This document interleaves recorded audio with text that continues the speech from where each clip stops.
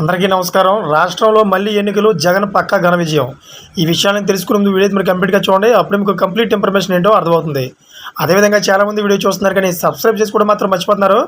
దయచేసి సబ్స్క్రైబ్ చేసుకోండి. సబ్స్క్రైబ్ చేసుకోవడం వల్ల నేను చేసే ప్రతి ఒక్క అప్డేట్ మీరు ముందుగానే పొందగలుగుతారు. అదేవిధంగా చాలామంది లైక్ చేయడం మర్చిపోతున్నారు. దయచేసి లైక్ చేయండి. లైక్ చేయడం వల్ల ఈ ఇన్ఫర్మేషన్ వల్ల చాలామంది రీచ్ చేసిన వాళ్ళు అవుతాం. ఇంకా లేట్ చేయకుండా వీడియోకి వెళ్ళిపోతాం.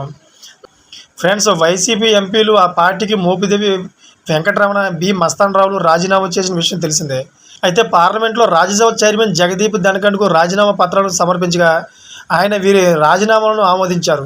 వీరి రాజీనామాలతో రాష్ట్రంలో 2 పార్లమెంటు స్థానాలు ఖాళీ అయినట్టు రాజ్యసభ బులెటిన్ విడుదల చేసింది. త్వరలోనే ఖాళీ అయిన ఈ 2 సీట్లకు ఎన్నికలు జరగనున్నాయని తెలిసింది.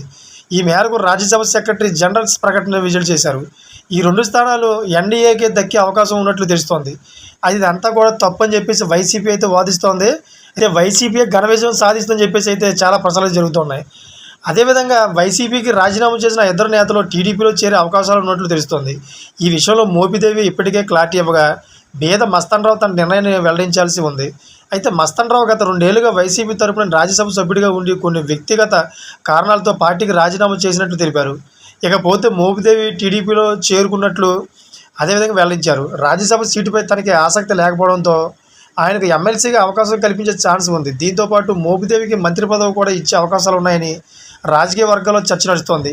ఏది ఏమైనా కానీ వీళ్ళు రాజీనామాల తర్వాత మళ్ళీ వైసీపీ ఘన విజయం సాధిస్తుందని చెప్పేసి వైసీపీ అయితే పక్క ధీమతో తెలుస్తోంది. ఫ్రెండ్స్, ఇటువంటి లేటెస్ట్ అప్డేట్స్ కోసం నా ఛానల్ సబ్స్క్రైబ్ చేసుకోండి. Thank for watching friends.